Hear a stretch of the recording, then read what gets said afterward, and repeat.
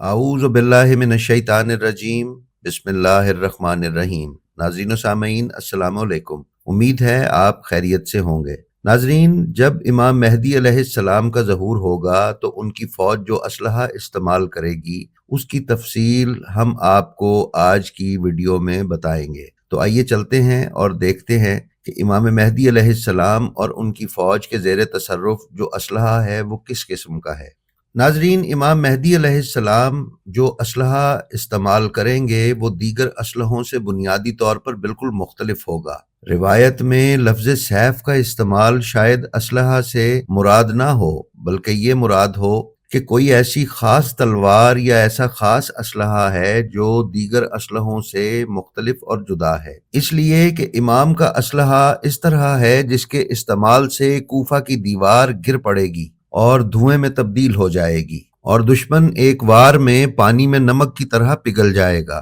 اور اس سے دل دہل جائیں گے۔ غیبت نعمانی صفحہ 244،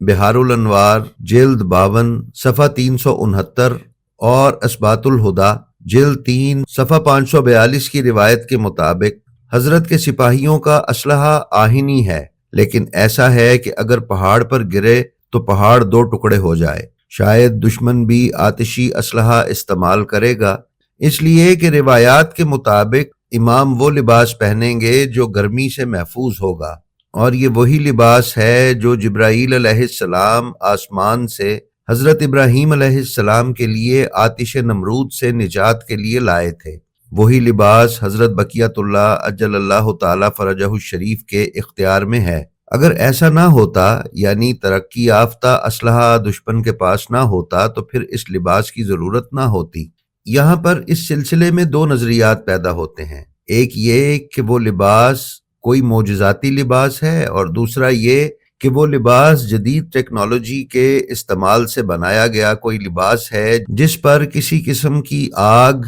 یا دیگر اسلحے کے اثرات مرتب نہ ہوں۔ جس طرح آج ہم دیکھتے ہیں کہ گولیوں سے محفوظ رہنے کے لیے بلٹ پروف جیکٹس استعمال کی جاتی ہیں، تو ہو سکتا ہے کہ امام علیہ السلام کے ظہور تک کوئی ایسا لباس ایجاد ہو جائے جس پر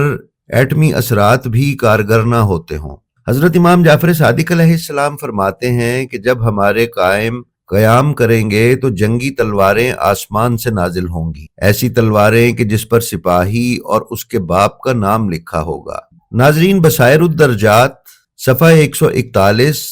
اثبات الہدا جلد 3 صفحہ 523 پر حضرت امام جعفر صادق علیہ السلام سے ہی مروی ہے کہ حضرت مہدی علیہ السلام کے ساتھی آہنی تلواریں رکھتے ہیں، لیکن اس کی جنس لوہے کے علاوہ ہے، یعنی وہ کسی ایسی دھات سے بنی ہوئی ہیں جو لوہے سے کہیں برتر اور بہتر ہے، اور اگر ان میں سے کوئی ایک کسی پہاڑ پر وار کر دے تو پہاڑ دو ٹکڑے ہو جائے گا۔ حضرت مہدی علیہ السلام ایسے سپاہیوں اور اسلحوں کے ساتھ ہند، دیلم، کرد، روم، بربر، فارس، جابلقا اور جابلسا کے درمیان جنگ کے لیے جائیں گے۔ نیز حضرت مہدی علیہ السلام کی فوج کے پاس ایسے دفاعی وسائل ہوں گے کہ دشمن بے بس ہوگا۔ امام جعفر صادق علیہ السلام اس سلسلے میں فرماتے ہیں کہ اگر حضرت مہدی علیہ السلام کے انصاران اور سپاہی جو شرق و غرب میں پھیلے اور قبضہ جمائے ہوئے ہوں گے سامنے آئیں گے تو آن کی آن میں دشمنوں کو کاٹ کر فنا کر دیں گے،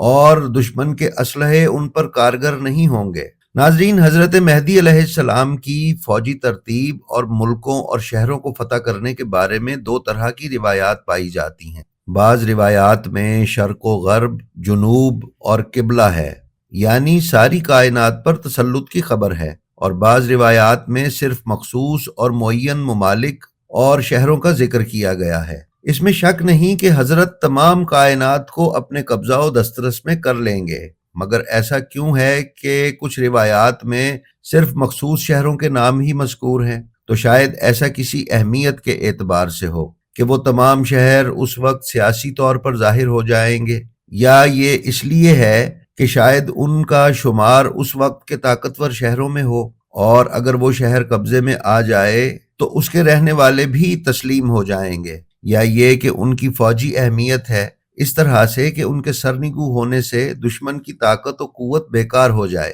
اور حضرت کی فوج کی راہ ہموار ہو جائے گی۔ ناظرین، آغاز قیام کے لحاظ سے شہر مکہ کا انتخاب، پھر اس کے بعد عراق میں کوفہ کو سیاسی مرکز بنانا اور حکومت کی فوجی تحریک شام کی جانب سے شروع ہونا، پھر بیت المقدس کو فتح کرنا، شاید اس بات کی تائید ہو کہ آج تینوں سرزمینوں کی سیاسی، مذہبی اور فوجی سرگرمی کسی پر پوشیدہ نہیں ہے، اور اس وقت یہ تینوں سرزمینیں جنگ و جدل اور سیاسیات کا مرکز ہیں۔ ابن حماد نے کتاب فتن میں صفحہ 116 پر بیان کیا گیا ہے کہ حضرت امیر المومنین علیہ السلام حضرت مہدی علیہ السلام کی ملک شام کی جانب روانگی کے بارے میں فرماتے ہیں کہ حضرت مہدی کے حکم سے لشکر کے حمل و نقل کے اسباب فراہم کیے جائیں گے۔ اس کے بعد 400 کشتیاں بنائی جائیں گی اور ساحل عکا کے کنارے لنگر انداز ہوں گی۔ دوسری طرف سے ملک روم والے 100 سلیبوں کے ہمراہ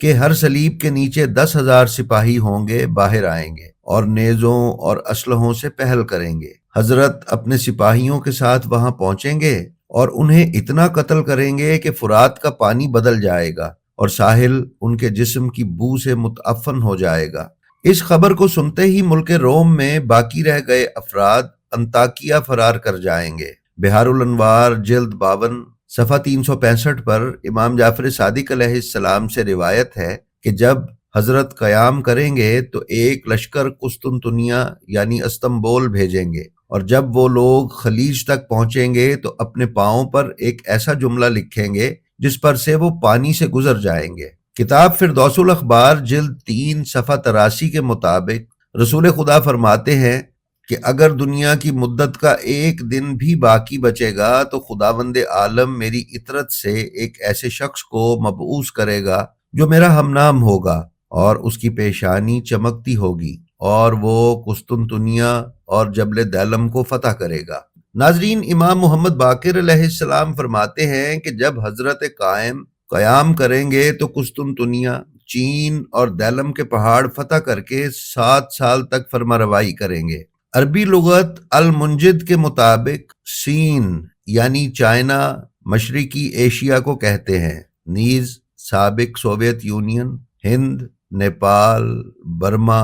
ویتنام، جاپان، چین اور قرہ کا دریا بھی اس میں شامل ہے۔ حضرت امیر المومنین علیہ السلام فرماتے ہیں کہ حضرت مہدی اجل اللہ تعالی فرجہ الشریف اور ان کے ساتھی قسطنطنیہ فتح کر لیں گے، اور جہاں روم کا بادشاہ قیام پذیر ہے وہاں جائیں گے اور وہاں سے 3 خزانے نکالیں گے، جواہرات، سونے اور چاندی، پھر اموال اور غنیمت لشکر کے درمیان تقسیم کر دیں گے۔ ناظرین، امام محمد باقر علیہ السلام فرماتے ہیں کہ حضرت قائم فوج کے لیے 3 پرچم 3 مقامات پر نصب کریں گے۔ ایک پرچم قسطنطنیہ یعنی استنبول پر لہرائیں گے تو خداوند عالم اس پر فتح و غلبہ عطا کرے گا۔ دوسرا پرچم چین روانہ کریں گے، وہاں بھی حضرت فاتح ہوں گے، اور تیسرا پرچم دیلم کے پہاڑ کے لیے روانہ کریں گے تو وہ جگہ بھی آپ کے لشکر کے تصرف میں آ جائے گی۔ امام محمد باقر علیہ السلام ہی فرماتے ہیں کہ جب قائم آل محمد علیہ السلام کا ظہور ہوگا